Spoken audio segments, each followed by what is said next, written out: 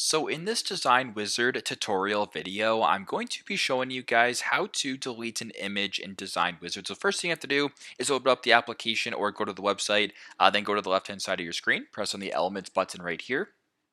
Go to photos, press on more, and then either select a photo from here or you can search up a photo if you want. But how about I use this photo right here of what appears to be a person on a cell phone or a tablet. I can't really see at this very moment, but I'll wait a couple seconds here. So it's a person on his tablet. Now, if you want to delete this photo, the easiest way to do it is just press on the photo, press delete on your keyboard, and then the photo should be deleted. But if you were to go ahead and select another photo for demonstration, and let's just say, for example, your delete button doesn't work, another workaround around is either press the photo, go to this delete button right here, or go to the top bar and then go to the far right, press on delete right here, and the photo should be deleted. So pretty straightforward, but that's how you guys can delete an image here in Design Wizard. Thanks again for watching, and I hope this video helps.